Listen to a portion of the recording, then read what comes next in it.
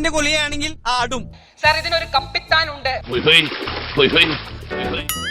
ഈ കപ്പൽ ആടിവിലയില്ല സാർ, കാരണം ഇതിനൊരു കപ്പിത്താനുണ്ട്. പിന്നെ ആ കപ്പൽ ഇങ്ങനെ തള്ളിക്കൊണ്ടുപോകാൻ ഒരു ആരോഗ്യമന്ത്രി. സൂക്ഷിച്ചില്ലെങ്കിലേ എല്ലാം കൂടി പൊളിഞ്ഞ് തലമണ്ടയ്ക്ക് വീഴും. കോട്ടയത്ത് മെഡിക്കൽ കോളേജിലെ 14-ാം വാർഡ് ഇടിഞ്ഞു വീണു എന്ന വാർത്ത വരുന്നു. അതിനുള്ളിൽ രോഗികൾ ഉണ്ടെന്ന സംശയമുണ്ട്. നവകേരളത്തിന്റെ തീരത്തേക്ക് ഈ കപ്പൽ അടുത്തുകൊണ്ടിരിക്കുകയാണ് സാർ. ഞാനൊരു ഡിപ്പാർട്ട്മെൻറ്റ് മേധാവി എന്നുള്ള നിലയ്ക്ക് എനിക്കതിനകത്ത് ഞാൻ വളരെ കാര്യത്തിൽ വളരെ പ്രഷറൈസ്ഡാണ്. അതിനകത്ത് ഈ ജനങ്ങൾ വരുമ്പോൾ അവരോട് നമുക്കൊരു ഈ കമ്മിറ്റ്മെൻ്റ് ഉണ്ടല്ലോ, ആ കമ്മിറ്റ്മെൻറ്റ് നമുക്ക് പൂർത്തീകരിക്കാൻ പറ്റാത്തതിനകത്ത് എനിക്ക് വല്ലാത്ത പ്രയാസമുണ്ട്. ഇന്ത്യയിലെ ഏറ്റവും നല്ല ആരോഗ്യ മേഖലയെ തെറ്റായി ചിത്രീകരിക്കുന്നതിന് അദ്ദേഹം അത് ഉദ്ദേശിച്ചിട്ടുണ്ടോ എന്നറിയില്ല. പിന്നെ ആദ്യമേ പറഞ്ഞേക്കാം, നിങ്ങൾ ഈ വീഡിയോ കാണുമ്പോഴേ ഇടയ്ക്കിടയ്ക്ക് ഇങ്ങനെ ചൊല്ലിക്കൊണ്ടിരിക്കണം, കേരളം നമ്പർ 1, കേരളം നമ്പർ 1.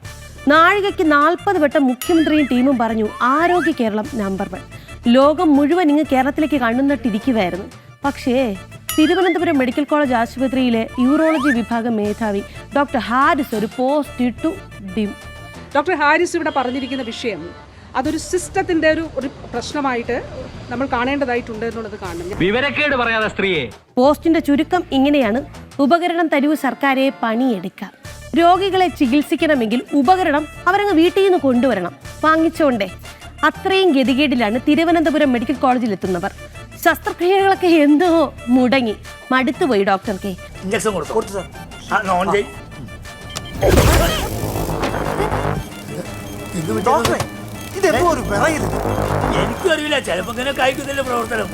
ആരോഗ്യമന്ത്രിയുടെ ഓഫീസിനോടക്കം എരന്നു നോക്കി, പക്ഷെ നടന്നില്ല. നല്ല വെടുപ്പായിട്ട് ഇതെല്ലാം പറഞ്ഞു വെച്ചു ഡോക്ടർ ഹാരിസ്.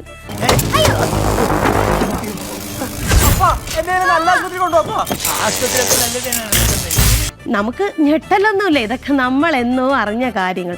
പക്ഷേ ഗതി കെട്ടപ്പോൾ വകുപ്പ് മേധാവി തന്നെ വന്ന് പറഞ്ഞങ്ങ് കളഞ്ഞു. അവിടെയാണ് പണി പാളിയത്. അത് ശരിക്കും ആരോഗ്യമന്ത്രിയെ കിടുക്കി കളഞ്ഞു. ഡോക്ടർ ഹാരിസിനെ സംബന്ധിച്ചിടത്തോളം വളരെ ജെനുവിൻ ആയിട്ടുള്ള ഒരു ഡോക്ടറാണ്. സത്യസന്ധനായ ഉദ്യോഗസ്ഥനാണത്രേ. അയ്യോ മാഡം, അത് മാഡത്തിന്റെ സ്വഭാവ സർട്ടിഫിക്കറ്റ് കിട്ടിയാലും ഇല്ലെങ്കിലും നാട്ടുകാർക്ക് പിടികിട്ടിയിട്ടുണ്ട്. ആരോഗ്യ കേരളത്തെ വെന്റിലേറ്ററിലാക്കിയ ആരോഗ്യമന്ത്രിയെ നമിച്ചേ. അവരുടെ ആരോഗ്യത്തിനും കുടുംബത്തിന്റെ ആരോഗ്യത്തിനും അല്ലാതെ കേരളത്തിലെ പൊതുജനങ്ങളുടെ ആരോഗ്യ കാര്യത്തിൽ താല്പര്യമില്ലാത്ത മന്ത്രിയാണ് നമ്മുടെ ആരോഗ്യമന്ത്രി വീണ ജോർജ്. നമ്പർ 2 പറ്റൂല കേട്ടോ, 2 പറ്റൂല, 1 തന്നെയായിരിക്കണം. എല്ലായിടത്തും നമ്പർ 1. മരുന്നില്ലാത്തതിൽ നമ്പർ 1, ഡോക്ടർമാർ ഇല്ലാത്തതിൽ നമ്പർ 1, പിന്നെ ചികിത്സാ സൗകര്യങ്ങൾ ഇല്ലാത്തതിലും നമ്പർ 1, ആരോഗ്യ പ്രവർത്തകർക്കും ആശാ പ്രവർത്തകർക്കും ശമ്പളം കൊടുക്കാത്തതിലും number 1. Doctor Reuben Isaac. Security, ഇയാളെ പിടിച്ച് സെല്ലടയ്ക്കും. ഡോക്ടർ റൂബൻ ഐസക് ഫ്രം ലോഡസെലമൂട്ടി. This my car. എന്നിട്ടും ആ ചോദ്യം ഉണ്ടല്ലോ, അതാണ് സെഡാക്കുന്നത്. ആരോഗ്യ മേഖലയിൽ ഇത്രയധികം പണം ചെലവഴിച്ച ഒരു സർക്കാർ കേരള ചരിത്രത്തിലുണ്ടോ എന്ന്. കേരളം എന്ന നമ്മുടെ സംസ്ഥാനം 1600 കോടി രൂപ നൽകി ഏറ്റവും കൂടുതൽ സൗജന്യ ചികിത്സയ്ക്ക് വേണ്ടി പണം ചെലവഴിക്കുന്നു എന്ന് പറയുന്നത് കേരളമല്ല, കേന്ദ്ര സർക്കാരാണ് പറയുന്നത്. എന്തിനാ മുത്തേ, സോറി മിനിസ്റ്റർ, ഈ പണമൊക്കെ ഇങ്ങനെ ധൂർത്തടിച്ച് കളയുന്നത്? ചുമ്മാതല്ല മുഖ്യമന്ത്രി ചികിത്സയ്ക്ക് അങ്ങ് അമേരിക്കയിലേക്ക് വെച്ച് പിടിക്കുന്നത്.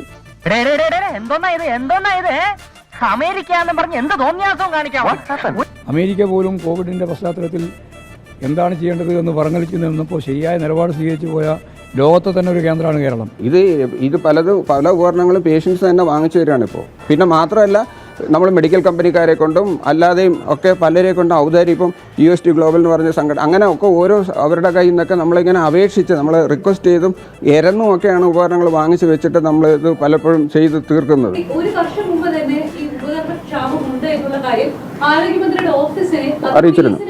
ഇവിടെ ഇതൊക്കെയാണല്ലോ അവസ്ഥ. എന്തായാലും ഡോക്ടർ ഹാരിസ് പ്രതികരണം സാമൂഹ്യ മാധ്യമങ്ങളിലെ പോസ്റ്റിൽ ഒതുക്കിയില്ല. ചാനലുകളോടൊക്കെ പറഞ്ഞു. സർക്കാരിന് നല്ല ചിമിട്ടം പണിയുമായി. പ്രതിഷേധം, സംഘർഷം. കേരളത്തിലെ ആരോഗ്യ വകുപ്പിനെ വെന്റിലേറ്ററിലാക്കിയതിനുള്ള അവാർഡ് കൊടുക്കേണ്ട മന്ത്രിയാണ് ആരോഗ്യമന്ത്രി വീണ ജോർജ്. ഗോവിന്ദൻ മാഷിനോടെങ്ങാനും ഇതേക്കുറിച്ച് ചോദിച്ചാൽ നിലമ്പൂരിൽ നിന്ന് മറ്റേ ജമാഅത്തെ ഇസ്ലാമി ക്യാപ്സ്യൂൾ ഉണ്ടല്ലോ അത് തിരികെ എടുത്ത് തിരുവനന്തപുരം മെഡിക്കൽ കോളേജ് ആശുപത്രി കൊണ്ട് വയ്ക്കും. കേരളം പോലുള്ള ഒരു സംസ്ഥാനത്തിൻ്റെ അകത്ത് ഏതെങ്കിലും ഒരു പ്രദേശത്തോ അല്ലെങ്കിൽ ഒരു മെഡിക്കൽ കോളേജിൽ തന്നെയോ ഏതെങ്കിലും ഒരു മരുന്നോ ഏതെങ്കിലും ഒരു പ്രശ്നമോ വന്നു കഴിഞ്ഞാൽ ഉടനെ അതോടുകൂടി കേരളത്തിലെ ഈ പറയുന്ന ജനകീയ ആരോഗ്യ പ്രസ്ഥാനം മുഴുവൻ തകർന്നിരിക്കുന്നു. കോട്ടയം മെഡിക്കൽ കോളേജ് ആശുപത്രിയിലെ കെട്ടിടം തകർന്ന് വീണ ഒരു സ്ത്രീ മരണപ്പെട്ടിരിക്കുന്നു. തലയോലപ്പറമ്പ് സ്വദേശിനിയായ ബിന്ദുവിനാണ് ഈ ദാരുണാന്ത്യം ഉണ്ടായത്. പണ്ട് യു പിയിലെ ആരോഗ്യ രംഗത്തിന് വേണ്ടി ഡോക്ടർ കഫീൽ ഖാൻ പോരാടുന്നേ എന്നും പറഞ്ഞ് കേരളത്തിലേക്ക് ക്ഷണിച്ച ടീമാണ് ഇപ്പൊ ഡോക്ടർ ഹാരിസ്. കൊള്ളൂല, അയ്യ മതി. ഇയാളുടെ സേവനം ഈ ആശുപത്രിയിൽ ഇത്ര മതി. അയ്യോ അങ്ങനെ പറയരുത്, ഒരു കുടുംബം വഴിയാതാരായി പോകും. ഇനിയിപ്പോ എന്ത് സംഭവിക്കൂന്ന് ചോദിച്ചാ ഡോക്ടർ ഹാരിസ് പറയുന്നത് പോലെ നൈസായിട്ടൊരു വകുപ്പ് തല നടപടിയിൽ അങ്ങ് തുടങ്ങും. പിന്നെ വല്ല അഴിമതി കേസിലൊക്കെ കുരുക്കി പുള്ളി അങ്ങ് ഒതുക്കും. അല്ല പിന്നെ പാവം ചേട്ടന്റെ പണി പോയല്ലേ. അപ്പോഴും വീണ മന്ത്രി കപ്പലിലും തള്ളിക്കൊണ്ടിങ്ങനെ പോകും.